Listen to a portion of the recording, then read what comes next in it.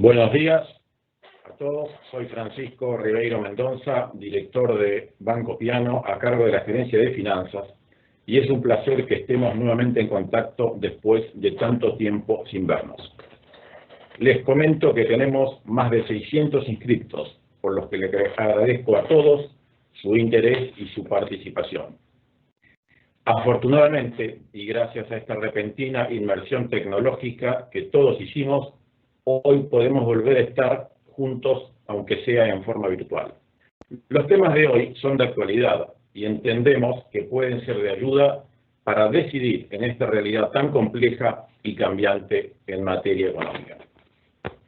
Les cuento en un par de minutos qué fue lo que hicimos en Banco Piano en estos meses y rápidamente doy paso y empezamos con las exposiciones. Con el inicio de la cuarentena, pusimos el banco en funcionamiento remoto en 48 horas, con más del 70% del personal haciendo home office. Un enorme desafío con muy buenos resultados. Trabajamos duro en estos meses para impulsar fuertemente la utilización de los canales electrónicos como forma de autogestionar las transacciones por parte de nuestros clientes. En 2 meses entregamos más de 75.000 nuevas tarjetas e incrementamos en un 250% la cantidad de transacciones y en un 100% la cantidad de clientes activos por home banking.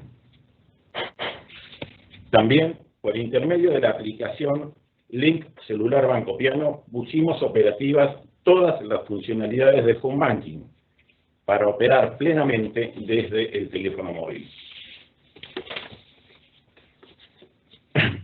Hemos implementado el onboarding digital para la apertura de cuentas de personas jurídicas, así como la autogestión vía web para el alta de préstamo por parte de personas humanas. En materia cambiaria y dentro de las marcadas restricciones actuales, mantenemos muy buen volumen en la compra y venta de dólares.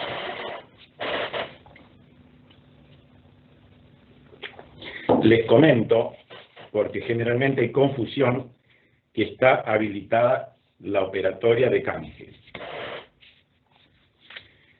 Hecha esta introducción, les comento que esta webinar la tenemos prevista en 2 módulos. El primero para canje de deuda y el segundo para economía post-pandemia. Federico, te cedo la palabra para tu exposición.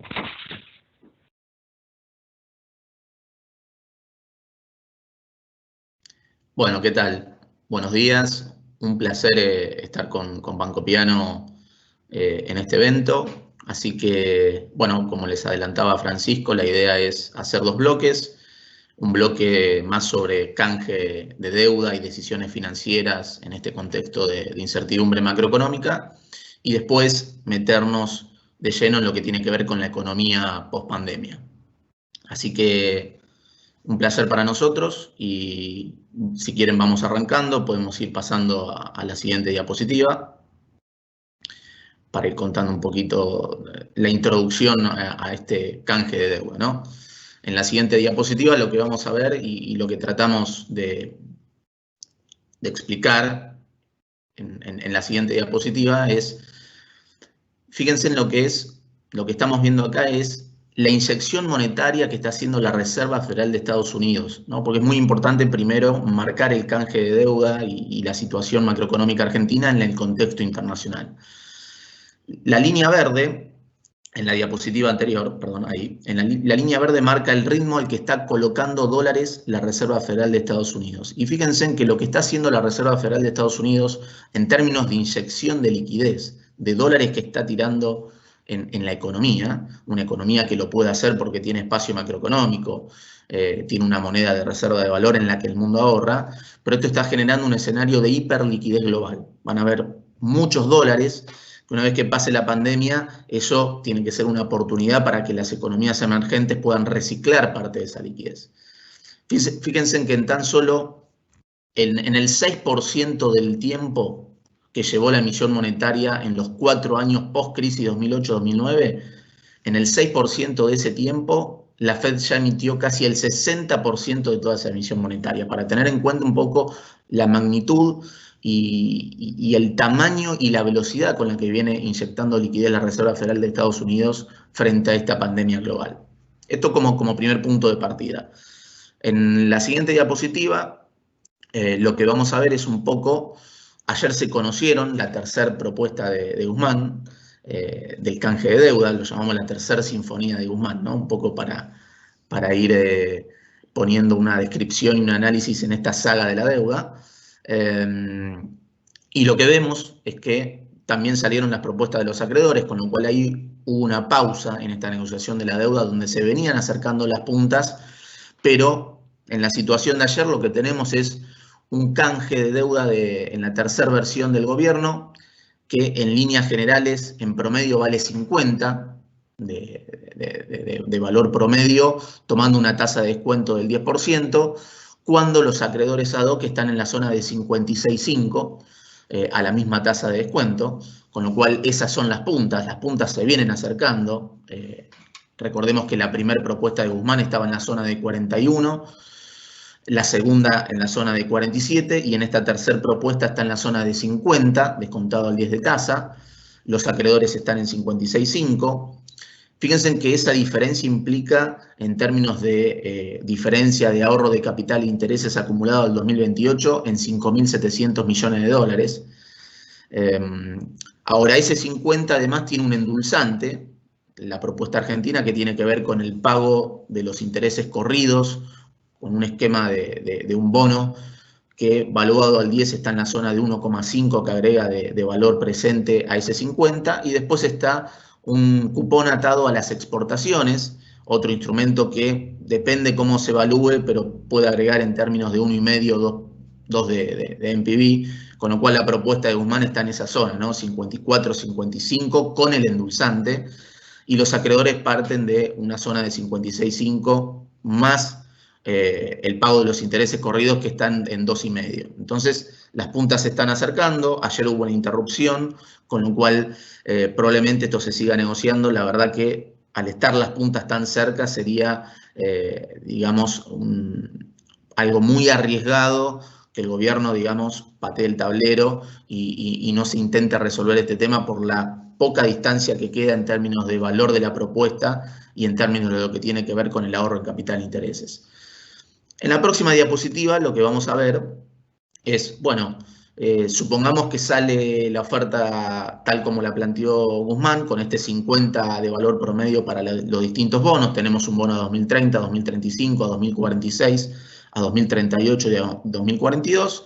Y lo que hacemos es, tomando los precios de cierre de ayer de los bonos legislación internacional y bonos legislación local, ¿qué pasaría? ¿Cuál es la ganancia de capital que tendría cada bono respecto al canje que le toca para cada bono, ¿no? Entonces, esta situación y este margen de aumento en los precios tiene mucho que ver con la tasa de descuento que uno suponga para evaluar los bonos que emite el gobierno. Entonces, a una tasa de descuento del 10%, esto que llamamos la exit yield, que no es nada más ni nada menos que el riesgo país después de la reestructuración, más la tasa de Estados Unidos, es decir, la tasa de descuento que usamos para evaluar los bonos nuevos. Fíjense en que hay un rango de suba bastante interesante en los bonos legislación internacional, en la zona de 15, 18, 20, 25%, y los bonos legislación local tienen un rango de suba bastante más importante, valuada la propuesta de Guzmán al 10%, porque claramente parten de un nivel de precios más bajo.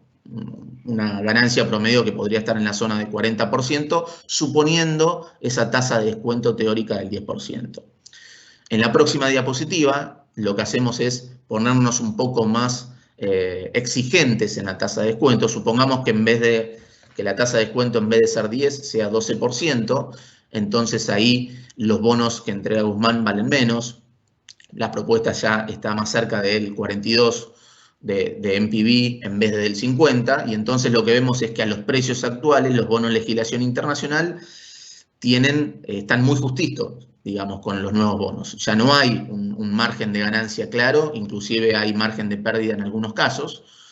La legislación local, que partía de precios más bajos, todavía tiene ese margen de ganancia en la zona de 15-20%, con algunas excepciones, aún con una tasa de descuento del 12%. Con lo cual, lo que vemos en esta instancia es que si continúa la negociación de la deuda y hay un supuesto de tratamiento igualitario de la legislación local en dólares con la legislación internacional, la legislación local ahí tiene un margen y un premio extra que claramente tiene que ver con este riesgo de que todavía no sabemos 100% si va a haber un tratamiento igualitario entre legislación internacional y legislación local. La señal que se hizo con el canje que se va a hacer a PINCO, donde se le van a entregar bonos en dólares en agosto por los bonos en pesos que suscriba ahora, son los mismos bonos en dólares que se va a entregar para el segmento del canje de legislación local, con lo cual eso puede ser una señal indirecta de que habría un tratamiento igualitario entre legislación local e internacional. En la siguiente diapositiva, lo que queremos marcar es el riesgo macroeconómico, digamos, que enfrenta hoy Argentina, que tiene que ver con esta avalancha de pesos que está emitiendo el Banco Central para financiar el agujero fiscal que deja la pandemia y la cuarentena por la caída procíclica de la recaudación frente a la recesión y por el aumento contracíclico del gasto, un gobierno que sale a poner plata en la calle. Entonces, ese financiamiento monetario que está habiendo para financiar el agujero fiscal y a su vez el Banco Central retirando parte de esos pesos con LELIQs, lo que estamos viendo es que cuando uno mira la cantidad de pesos que debe el Banco Central en base monetaria, es decir, en dinero que está circulando, o en los pasivos remunerados que coloca para retirar los pesos, en las LELIQs, en los pasivos remunerados, por cada dólar que tiene el Banco Central en las reservas brutas, esa relación es de 100 hoy.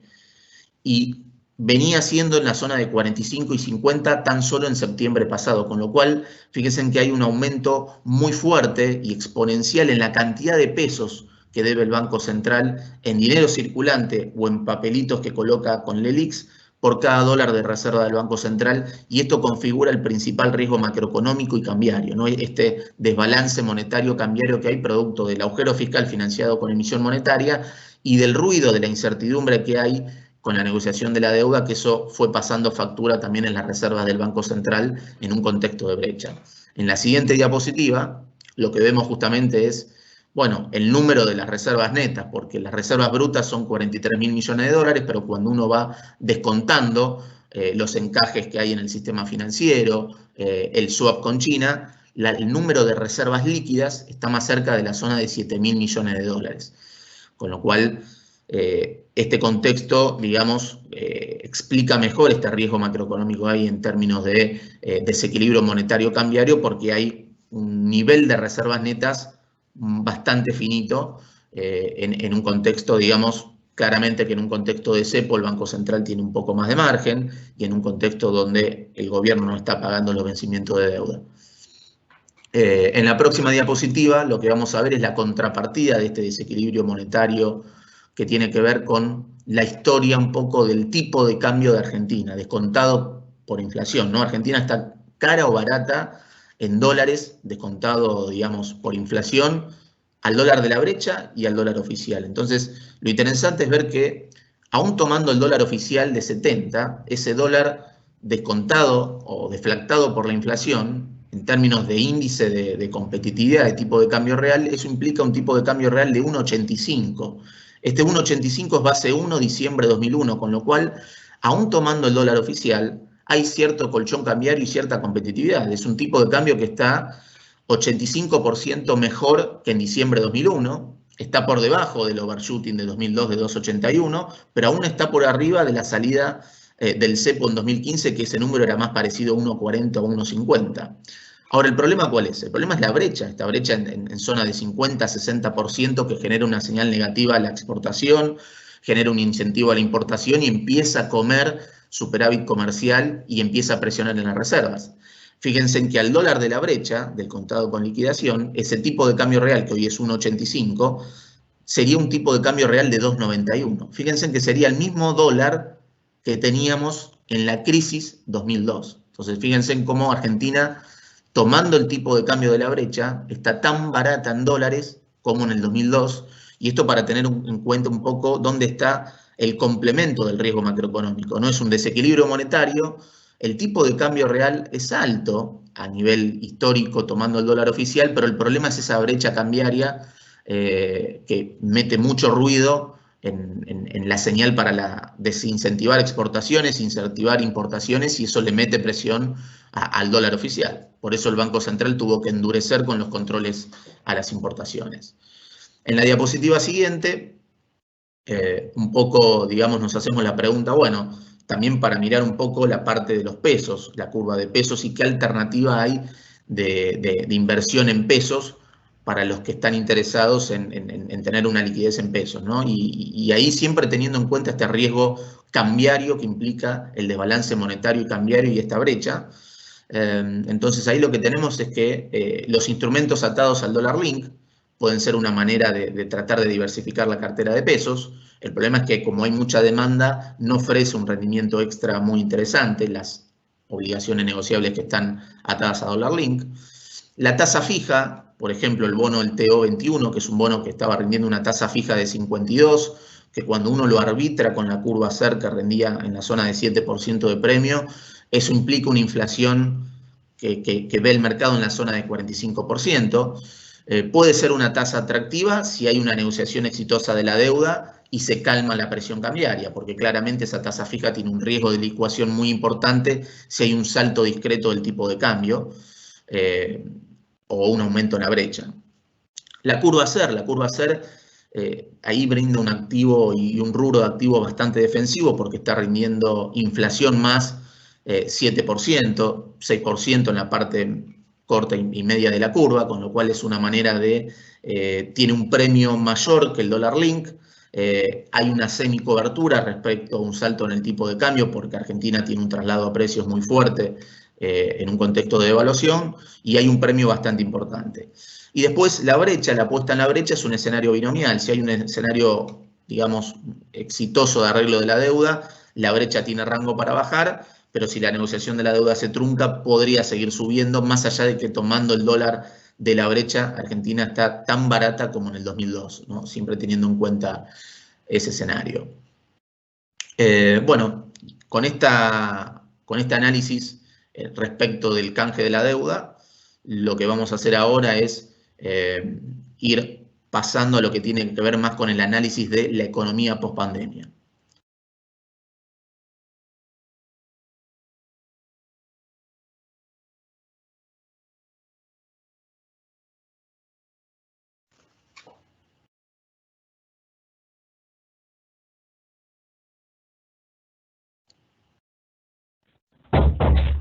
Gracias, Federico, por tu exposición. Gracias, Federico, por tu exposición. Creo que fue muy clara.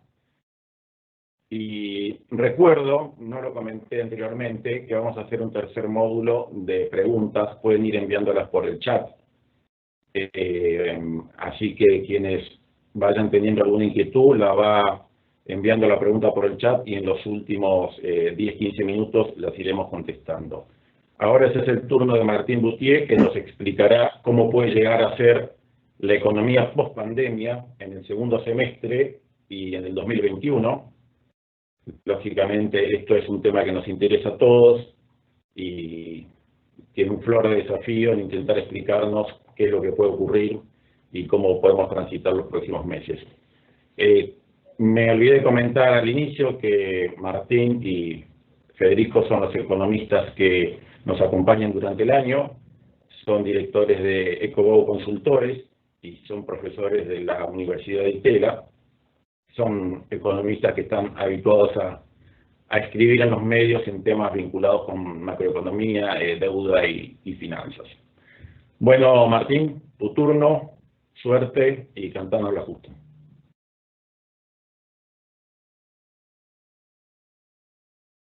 Bueno, buenos días a todos. Muchas gracias, Francisco, por la presentación. Muchas gracias, Banco Pianos, también por la oportunidad y, por supuesto, muchas gracias a los asistentes.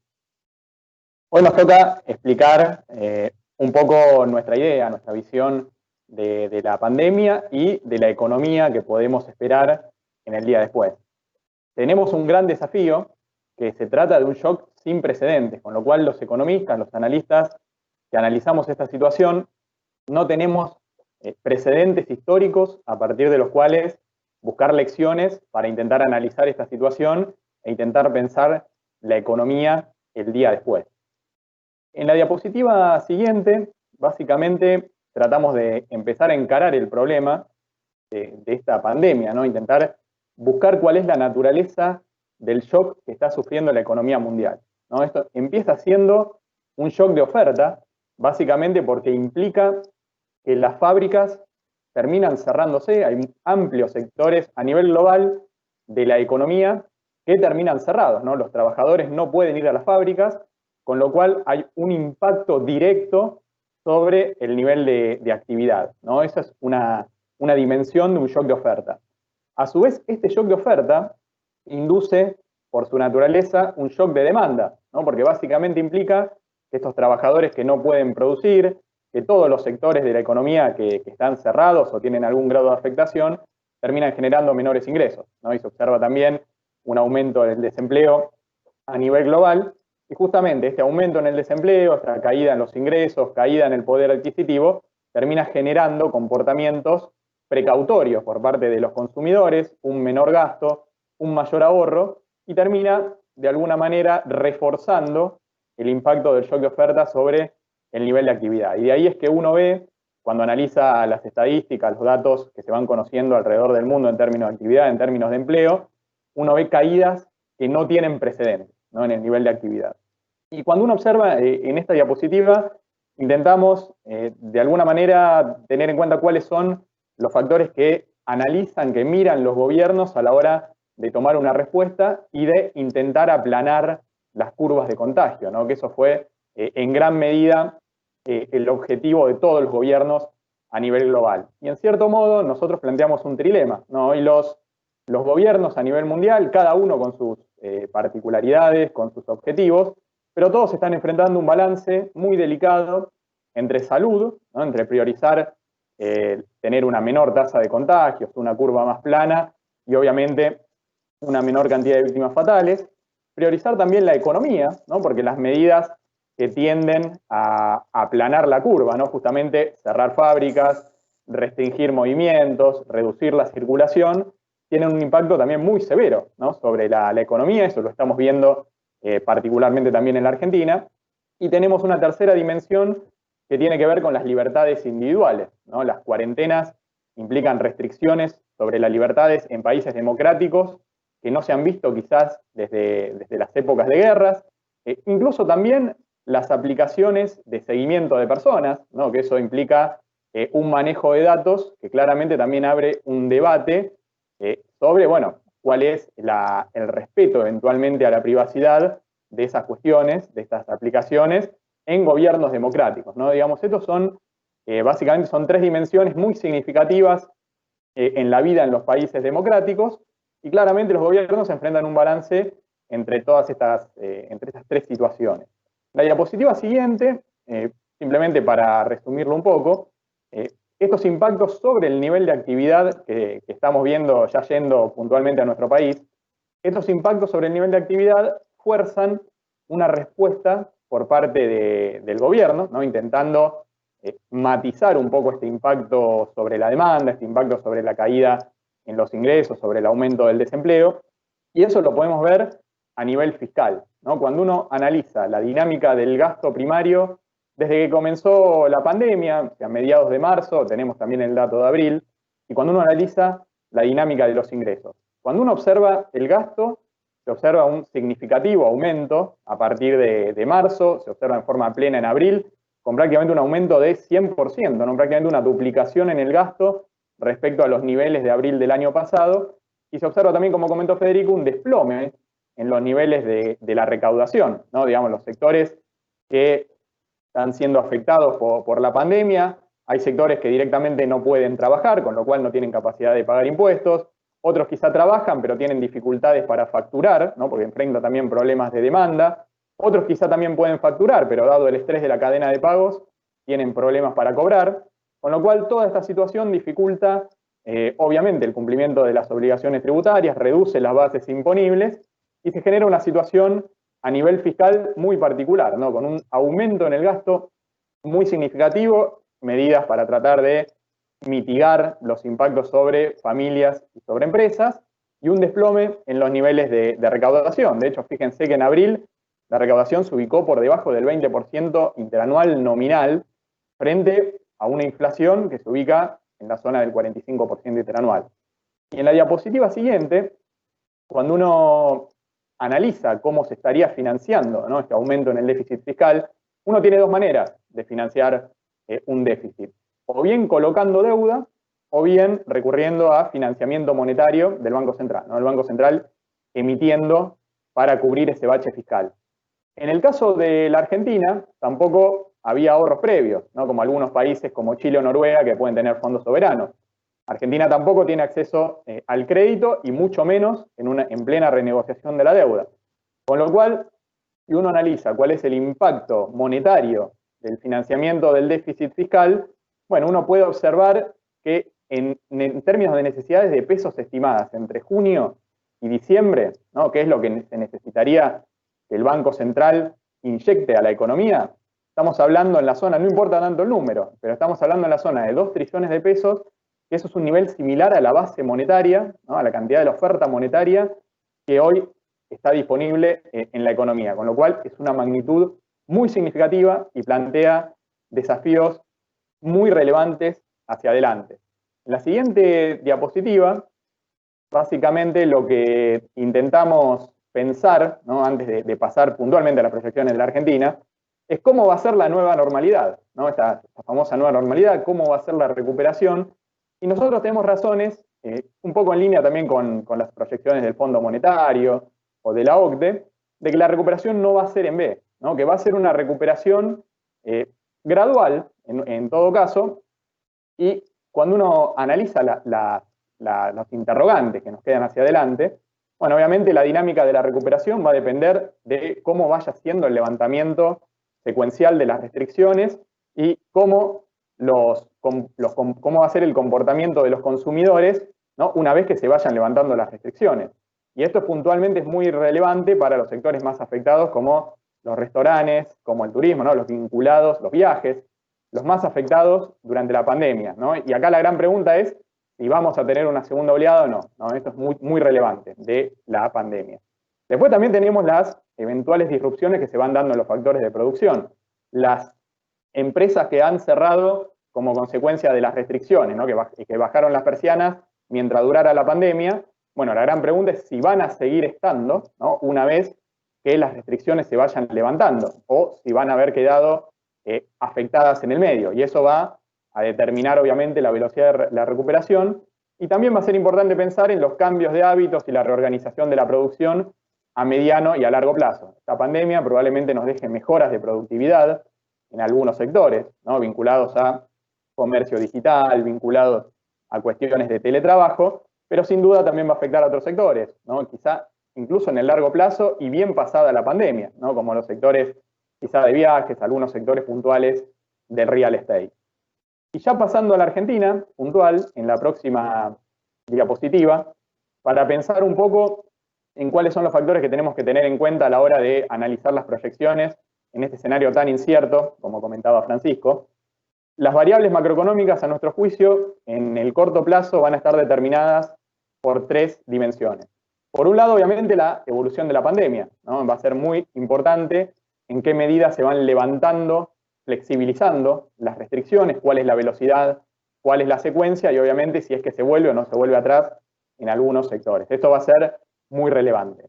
Otra dimensión es el resultado de la reestructuración de la deuda, ¿no?, que eso está en plena negociación.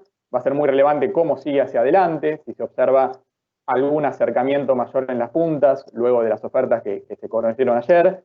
Digo, esto va a ser muy relevante para pensar en la capacidad de recuperación de la economía argentina hacia adelante, en términos de expectativas, en términos de indicadores financieros y sobre todo en términos de demanda de dinero, ¿no?, que esto va a ser muy importante, teniendo en cuenta el aumento en la oferta monetaria que ha venido realizando el Banco Central y que va a seguir realizando para financiar el agujero fiscal. Bueno, la capacidad de la demanda de dinero para absorber esa emisión monetaria sin que se traslade, como suele ocurrir en la Argentina, sin que se traslade a dólar o eventualmente sin que se traslade a inflación, va a depender en gran medida del estado de la demanda de dinero y eso va a estar muy vinculado también al resultado de la reestructuración de la deuda. Y una tercera dimensión va a tener que ver con la eficacia de la política económica, ¿no? ¿Cuál va a ser la capacidad de la política fiscal para dar la señal de que este aumento en el déficit es un fenómeno transitorio durante la pandemia y no se va a convertir en algo permanente, como ocurrió, por ejemplo, con la pérdida del superávit fiscal durante la crisis de 2008-2009? Y desde el punto de vista de la política monetaria también van a ser importantes las señales, ¿no? ¿Qué tan prudente va a ser el Banco Central en administrar ese exceso de liquidez? Si va a tener la capacidad de asegurar tasas reales positivas para el ahorro en pesos y eventualmente si va a tener una estrategia de salida una vez que se vayan levantando las restricciones. Y ya pasando puntualmente a los números, nuestro escenario, de alguna manera nuestro escenario base en la próxima diapositiva, lo que tomamos en cuenta es que no tenemos una segunda oleada de la pandemia, ¿no? Obviamente con una segunda oleada los números serían más negativos. Tenemos en cuenta también que la reestructuración de la deuda no se logra cerrar en forma rápida, no se logran alcanzar las mayorías necesarias en forma rápida para despejar definitivamente la incertidumbre, y a su vez vemos algún cierto grado de prudencia fiscal y monetaria, de convergencia una vez que vaya pasando la pandemia, ¿no? Estos son, digamos, de algún modo los supuestos que están detrás de este escenario. Uno le puede agregar varias sensibilidades, y ya en la diapositiva siguiente, poniendo los números y cerrando la exposición, en la diapositiva siguiente, en este caso, estos son los números, obviamente en este escenario tan complejo, tan difícil de proyectar.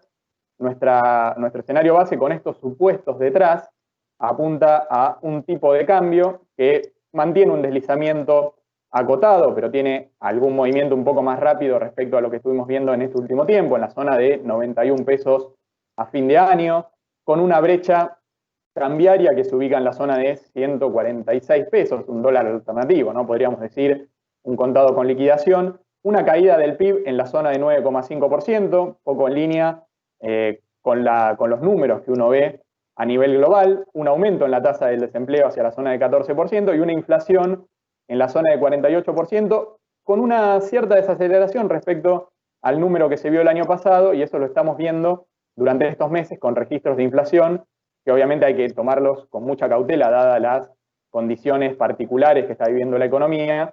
Una inflación que cerraría el año en la zona de 48%, un déficit fiscal en la zona de 6,3% del producto, y un riesgo país, que esto es relevante también a la hora de pensar en las inversiones, un riesgo país en la zona de 1.600 puntos, ¿no? Por debajo de los niveles actuales, pero un nivel que todavía refleja una gran incertidumbre sobre la economía argentina. Y ya otra, si 2020 era difícil de proyectar, imaginen lo que puede llegar a ser 2021. Y en 2021 va a ser muy importante pensar, o por lo menos determinar, si el gobierno va a avanzar con un programa de estabilización, ¿no? Que busque, de alguna manera, asegurar las convergencias de las variables luego de el shock que implicó la pandemia durante 2020, o si como tantas veces ha ocurrido en la Argentina, se va a terminar priorizando un programa electoral. No hay que recordar que en el año 2021 volvemos a tener elecciones legislativas. Con lo cual son todas incertidumbres que quedan abiertas, que hoy no las conocemos, pero que van a determinar en gran medida el futuro de la Argentina, no solo en el corto plazo, sino también en el mediano y en el largo plazo. Con esto damos por terminados estos módulos de exposición y podemos pasar, si les parece, a la sesión de preguntas.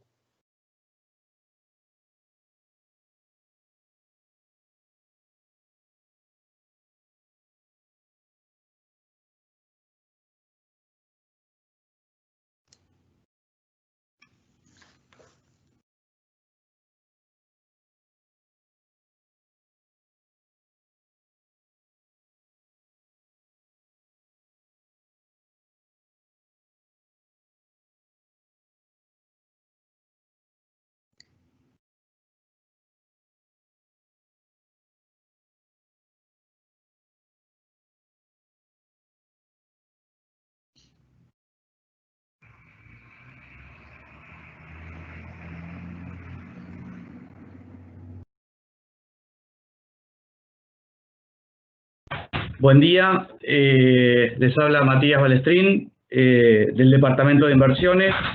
Gracias, Martín, Federico, por la presentación.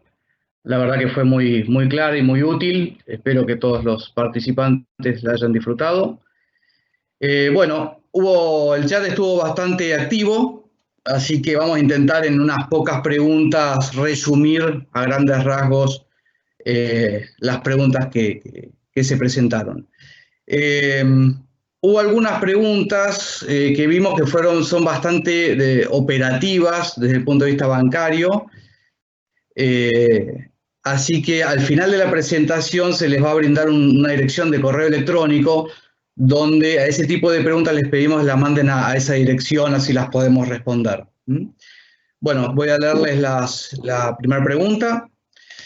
La primera pregunta dice, como empresa que necesita ingresar fondos para seguir con su negocio o pagos de sueldo, ¿qué opinión tienen entre las alternativas de tomar un préstamo en pesos a tasa del 24% o vender dólares vía dólar MEP?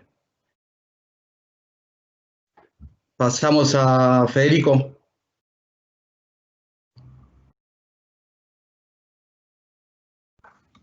Bueno, esa es una buena pregunta, digamos. Y tiene un poco que ver con la expectativa que hay en términos de la negociación de la deuda, ¿no? Porque el desenlace de la negociación de la deuda va a marcar si la brecha tiene margen para seguir subiendo o si la brecha tiene margen para bajar, va a marcar el termómetro de la presión cambiaria, con lo cual, digo, en un escenario donde vemos cierto riesgo cambiario hacia adelante, en un contexto donde la negociación de la deuda no sale bien rápido, tomar pesos a tasas del 24, que uno con la inflación esperada espera que sean tasas negativas contra la inflación esperada, para acumular inventarios, aquella empresa que está en un sector donde ve alguna reactivación, de alguna manera inventarios que están o que van atados con el dólar, me parece que es una alternativa positiva en este contexto, ¿no? Tomar tasas en pesos negativas para acumular inventarios o financiar, digamos, capital de trabajo que esté protegido contra un salto en el tipo de cambio para aquellas empresas que están en un sector donde ven una flexibilización de la cuarentena. No para pagar salarios, el endeudamiento para pagar salarios, claramente eso no me cierra en una situación de fuerte recesión y de que no sabemos cómo va a terminar y cuándo se va a flexibilizar la cuarentena, con lo cual eso puede dejar una empresa descalzada en ese sentido. Por otro lado, lo que vimos, es tiempo de romper el chanchito, romper los dólares y hundir pesos en la economía. Bueno, el que tiene una expectativa favorable respecto del canje, lo que vimos es que el tipo de cambio real implícito en el dólar de la brecha es muy alto. Estamos en niveles parecidos al 2002, con lo cual, si hay negociación exitosa de la deuda y este programa económico que necesita la economía para bajar la presión en el riesgo país, claramente eso va a bajar la presión en la brecha cambiaria y eso marcaría un tiempo también de que es una apuesta, ¿no? El escenario donde hay una negociación, un desenlace exitoso de la deuda, con un programa económico viable que marque cómo se va a salir del déficit fiscal y de la emisión monetaria, eso claramente podría descomprimir la brecha y marcar el punto de partida para romper el chachito, vender los dólares a la brecha y hundir capital, ¿no? Pero claramente tenemos esas dos condiciones. El desenlace de la deuda tiene que ser exitoso y después tiene que haber un programa económico que genere consistencia fiscal y monetaria, que se explique cómo se va a salir del déficit fiscal y monetario post pandemia y que tenga un respaldo político. Esto es lo mismo cuando analizamos las propuestas a las distintas tasas, ¿no? La propuesta de Guzmán al 10% implica que hay reestructuración de la deuda exitosa y programa económico. Sin la negociación de la deuda es una condición necesaria, pero no suficiente.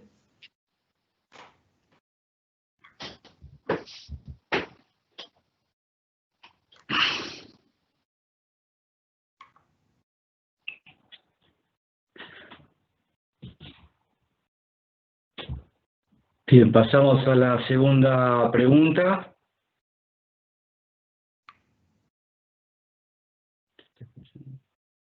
Pasamos a la segunda pregunta. Si tuvieran excedentes en pesos, ¿colocarían en inversiones en pesos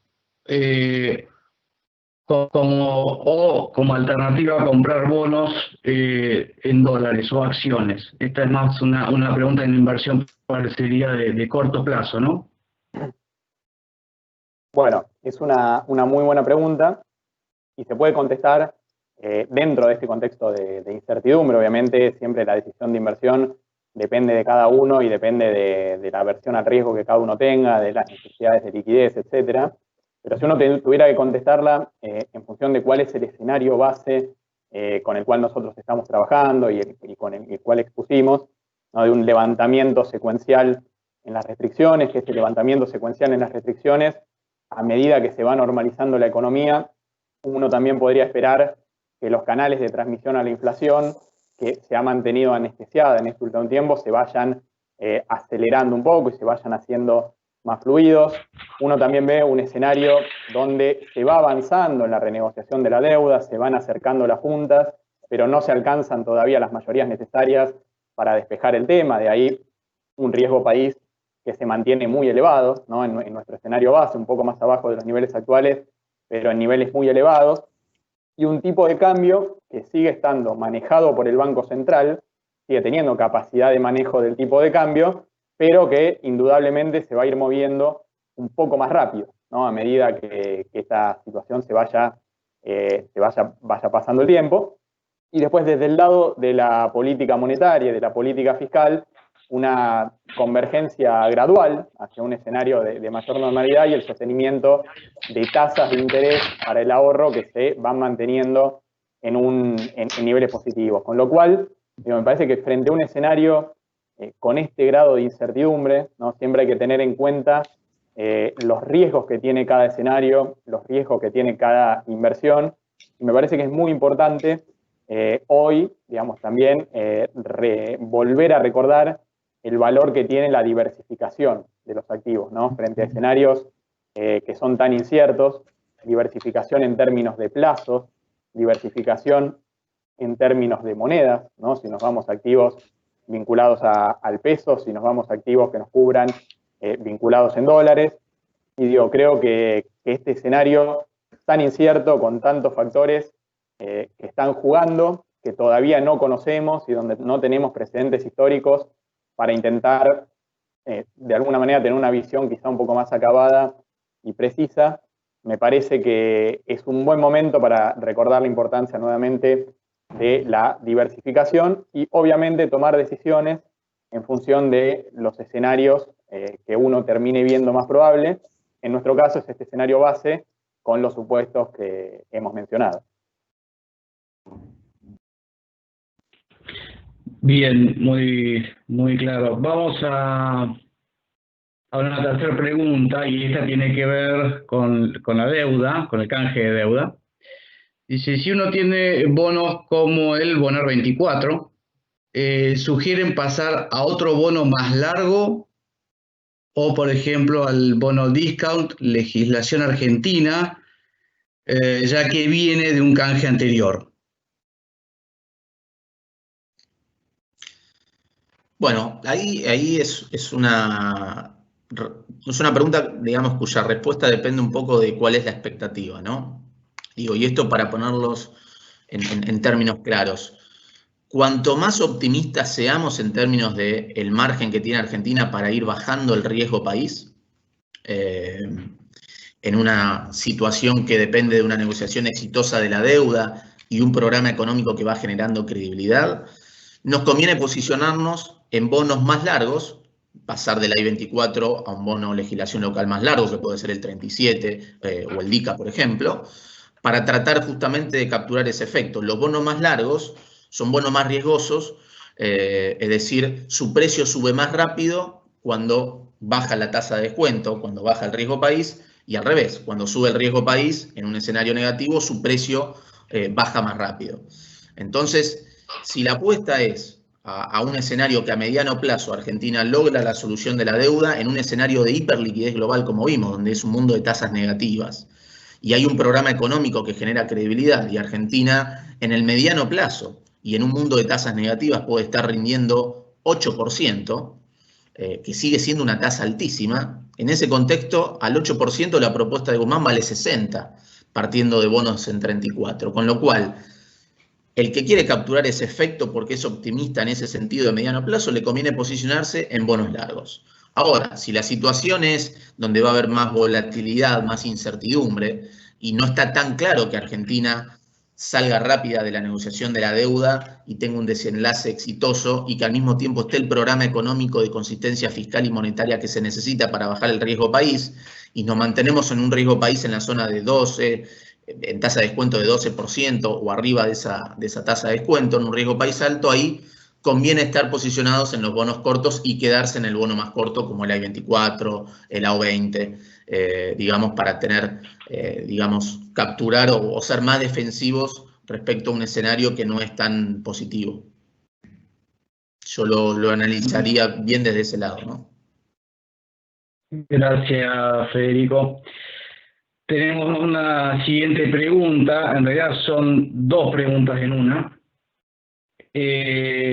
Dice así, ¿qué estrategia de inversión pueden sugerir para 2021 y si ven una burbuja de liquidez?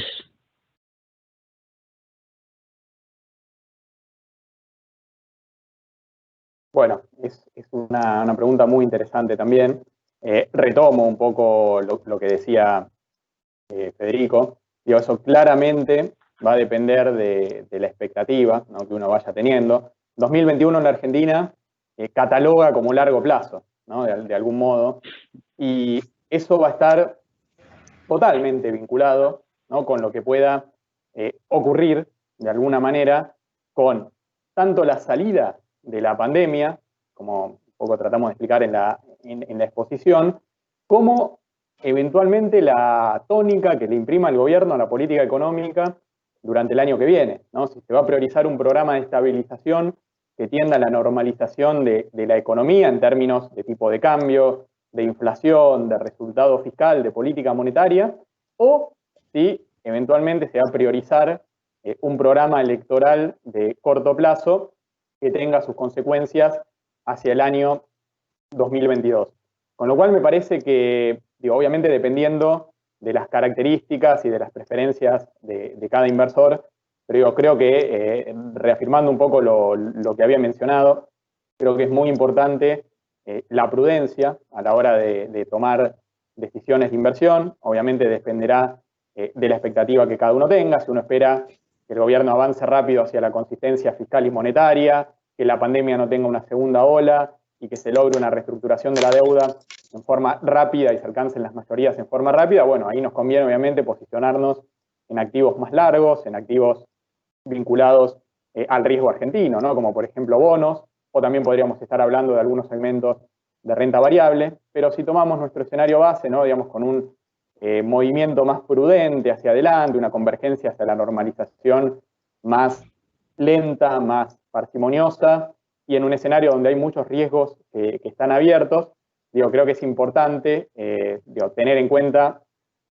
un approach, una aproximación prudente en términos de inversiones, y pensando puntualmente en la pregunta sobre la burbuja de liquidez. Bueno, eso a nivel global es una pregunta que también se planteó luego de la respuesta de la crisis de 2008-2009, con la emisión que realizaron en ese momento los bancos centrales y que había sido algo sin precedentes hasta ese momento. Digamos, hoy estamos viviendo por un shock que se generó por causa distinta, pero estamos viendo una respuesta que es similar, incluso es mayor en magnitud que la que se vio en esos momentos, con lo cual ese también es uno de los grandes interrogantes, y cuáles van a ser las consecuencias de esa emisión monetaria, de esa respuesta de corto plazo, en el mediano y en el largo plazo. Hasta ahora, en la década posterior a la respuesta de 2008-2009, no se vieron impactos sobre la inflación en términos de los consumidores. Sí se vieron impactos sobre la inflación de activos y se vio una desconexión de alguna manera entre los precios de las acciones en Estados Unidos, de algunos activos financieros, y la economía real. Y en la Argentina también estamos viendo una versión con sus diferencias, ¿no?, en términos de la emisión monetaria que está realizando el Banco Central y cuál sea el impacto que eso termine teniendo en términos de la liquidez de la economía y cuánto de eso se traslade eventualmente a inflación o a dólar. Nuevamente lo podemos reducir a una vinculación en términos de estas variables que estábamos analizando, ¿no? ¿Cuál sería el resultado de la reestructuración de la deuda, si uno es optimista o no es tan optimista, o si es un poco más cauto, y en función de cuál va a ser el programa, tanto para salir de la pandemia, programa monetario y fiscal, para salir de la pandemia en estos meses, como para encarar el año 2021, que nunca nos tenemos que olvidar en la Argentina, que es un año electoral. Gracias, Martín. Bueno, vamos a pasar ahora a una última pregunta. Antes de leerles la pregunta, le quiero recordar a todos los participantes que al final se va a informar una dirección de correo electrónico para que todo lo que no fue respondido ahí lo podamos hacer a cada uno. La última pregunta es, ¿qué impacto ven en la inflación dada la emisión monetaria que se realizó durante la pandemia? Bueno, esa pregunta es muy importante también, ¿no? Lo que estamos viendo hasta ahora es que a pesar de la emisión monetaria fuerte que hubo y esta brecha cambiaria alta en un contexto de incertidumbre, tenemos una inflación que ha venido estando medianamente anestesiada, ¿no? Con los registros de 1,5 de abril y mayo, desacelerando respecto a los niveles de enero, febrero y marzo, porque en el medio tenemos ciertos factores que juegan anestesiando la inflación, como ser la recesión, una puja distributiva que está muy contenida, es decir, hay recortes de salarios durante la cuarentena, hay un congelamiento tarifario, por otro lado, hay un Banco Central que más allá del aumento en la brecha viene deslizando gradualmente el tipo de cambio oficial, y hay una demanda de dinero precautoria, demanda de pesos, digamos, que durante la cuarentena fue forzosa y hasta precautoria, que fue absorbiendo parte de esa oferta monetaria, y estos son todos factores transitorios que por ahora mantuvieron la inflación medianamente contenida para los parámetros que venía siendo la inercia inflacionaria en Argentina.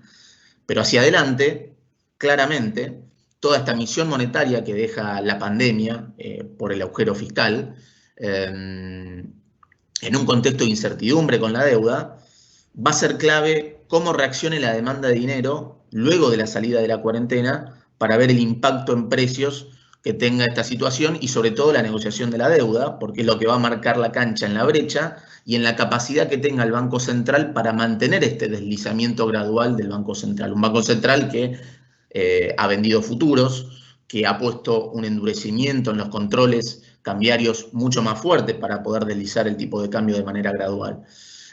Con lo cual, digo, nuestro escenario base implica una inflación en la zona de 45 o 46% anual, que eso implica una aceleración de la inflación en el segundo semestre, dada la dinámica que tenemos hasta mayo y suponiendo que junio, julio está en la zona de 2, 2,5.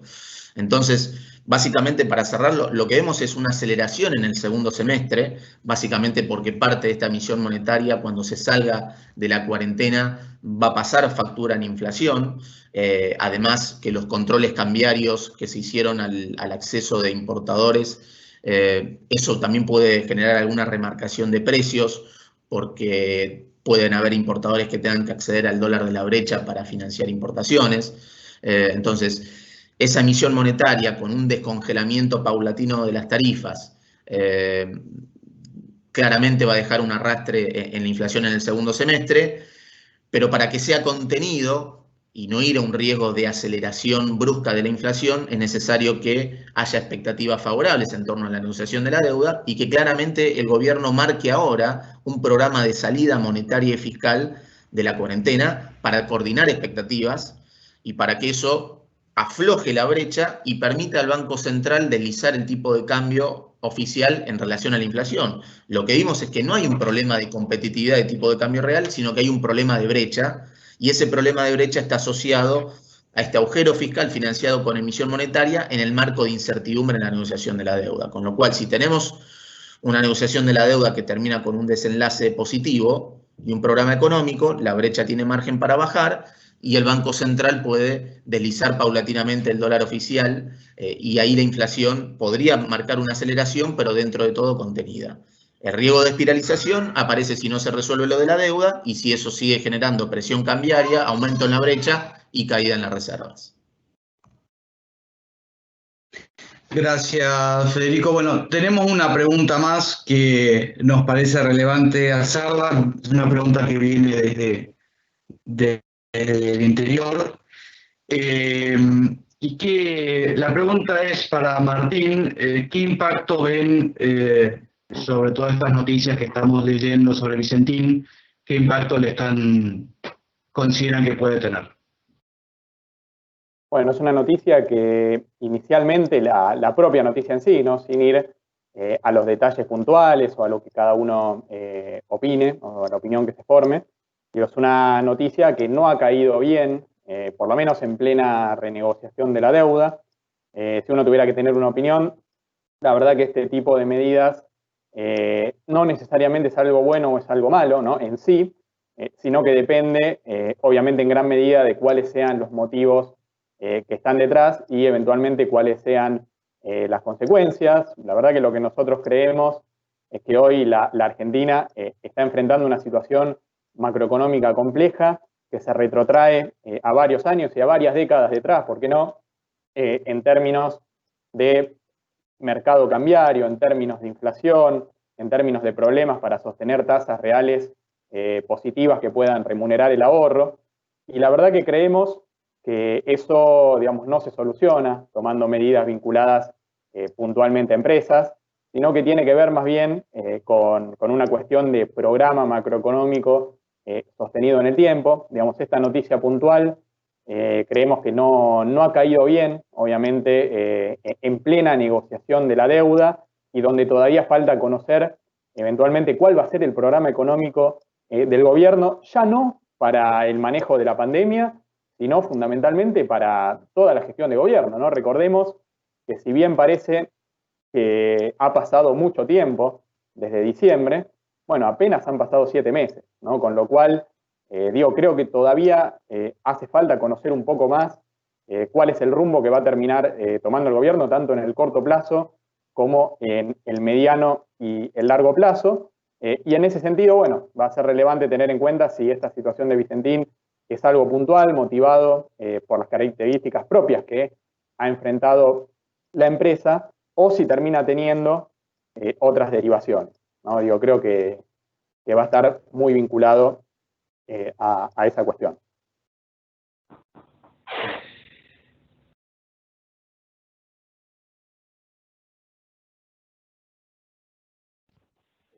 Bueno, muchas gracias Martín, Federico, la verdad que es fantástico.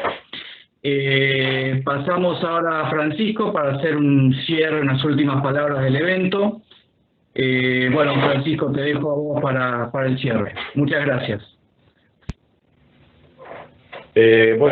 Muchas gracias Federico y Martín, gracias por las exposiciones. Gracias a todos ustedes por acompañarnos en esta primera experiencia webinar. Esperemos que lo que hayan escuchado les sea de utilidad, esperemos que les ayude a tomar mejores decisiones. Acá estamos, como siempre, acompañándolos a pesar de las circunstancias y la cuarentena. Queremos mantener este diálogo y esta presencia con todos ustedes. Queremos agradecer especialmente a la gente de Géminis, nuestro partner tecnológico en la webinar, por su soporte tecnológico y realmente por la forma que gestionó la webinar. Muchas gracias. Para finalizar, esperamos superar esta pandemia cuanto antes para volver a trabajar juntos y poder seguir ayudándolos a pensar en las mejores alternativas financieras y de inversión. Gracias a todos, cuídense y nos vemos en la próxima webinar o nos vemos personalmente a la brevedad. Un abrazo para todos.